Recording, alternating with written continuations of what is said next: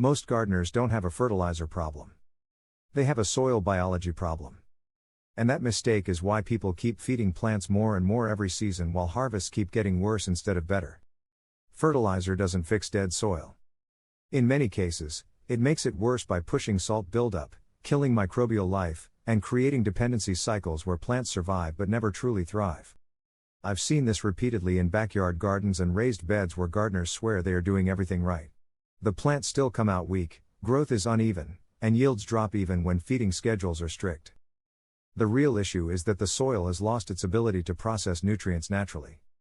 One of the first things I always check before adding anything to soil is moisture behavior, because dead soil never behaves consistently.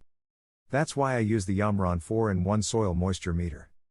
It shows moisture, pH, temperature, and light levels in seconds, which helps catch problems early instead of guessing and overwatering or underwatering. I'll leave the exact one I use in the description if you want to check it out. Once you start reading soil properly, you realize most fertilizer problems are actually water and structure problems. Let's talk about what actually works instead of buying another bottle of fertilizer that only solves symptoms temporarily. The soil booster I'm talking about is not something you buy. It's something you build. This is where most gardeners miss the point entirely. Healthy soil is not just dirt with nutrients added. It's a living system made of microbes, organic matter, and mineral balance. When that system collapses, fertilizer cannot function properly because there's nothing in the soil to process it. I learned this the hard way in a raised bed that had been heavily fertilized for years. The plants looked fine for short periods, then suddenly crashed during heat waves. Water either drained too fast or pooled on the surface. Nothing was stable. So I stopped feeding it synthetic fertilizer completely for a cycle and focused on rebuilding soil function instead. The first step was compost, but not the way most people use it. I stopped dumping thick layers on top. Instead, I applied a thin 1 to 2 centimeters layer and lightly worked it into the topsoil so oxygen could still move through the system. Then I added a natural booster that changed everything. The soil booster that replaces expensive fertilizer inputs. The real fertilizer alternative is a simple biological soil activator made from compost tea combined with humic-rich organic matter. When brewed correctly, it introduces active microbial life directly into the root zone instead of waiting for slow breakdown. A basic version I've used in gardens is 1 bucket of non-chlorinated water, 2 handfuls of mature compost, and a small handful of molasses or overripe fruit pulp. It's aerated for 24 to 36 hours, then diluted and applied as a soil drench once every 10 to 14 days during active growth. What happens next is not instant growth, but system recovery. Within a few applications, soil begins holding moisture more evenly. Roots stop staying shallow.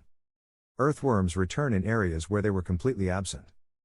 And most importantly, plants stop showing random nutrient deficiencies even without heavy feeding. I'll explain later why overusing chemical fertilizer actually blocks this biological recovery even faster than drought stress does.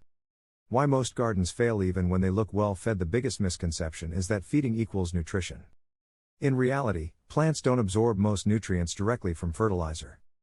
They rely on microbes to convert organic and mineral material into usable forms. When soil biology is damaged, fertilizer becomes inefficient. You see symptoms like leaf burn, stunted growth, and rapid nutrient loss after watering. That's not because the fertilizer is weak. It's because the soil cannot regulate it. This is where compost tea and organic boosters outperform synthetic feeding systems. They don't just add nutrients. They rebuild the delivery system. But timing still matters more than people think. If you apply biological boosters during extreme heat stress or waterlogged conditions, results slow down significantly. The system needs stable conditions to rebuild properly. That's also where monitoring becomes critical again. Tools like the Humus-Rich 4-in-1 soil moisture meter https://amazon.to/3r2 utm_source=chat.com help you avoid treating symptoms blindly and instead understand what the root zone is actually doing. The turning point in any failing garden. Every struggling garden has a point where recovery becomes visible. It usually starts with water behavior. Soil stops repelling water and begins absorbing it evenly. Then structure improves, shifting from compacted or dusty to crumbly and soft. After that, plant behavior changes. Leaves become more stable in color. Growth becomes consistent instead of erratic. And plants handle stress like heat and wind much better. That is when you know the soil system is coming back online. Most gardeners miss this stage because they keep adding fertilizer too early. They mistake recovery signals for deficiency and interrupt the process. That's one of the biggest mistakes I'll warn you about in the second half of this video, because it can reset weeks of progress instantly. Why you should stop chasing fertilizer solutions once soil biology is restored. Fertilizer becomes a support tool, not a survival tool. That shift is everything. Instead of feeding constantly, you feed occasionally. Instead of reacting to deficiencies, you prevent them. Instead of fighting soil, you work with it. That's the difference between gardening that struggles every season and gardening that improves every season. If you've been stuck in that cycle of constant feeding, weak harvests, and unpredictable results, the problem is not your plants. It's the system underneath them. And once you fix the system, everything above ground changes. If this helped you rethink how soil actually works, subscribe to Farmogic and share it with another gardener who's tired of wasting money on fertilizer that never seems to deliver real results.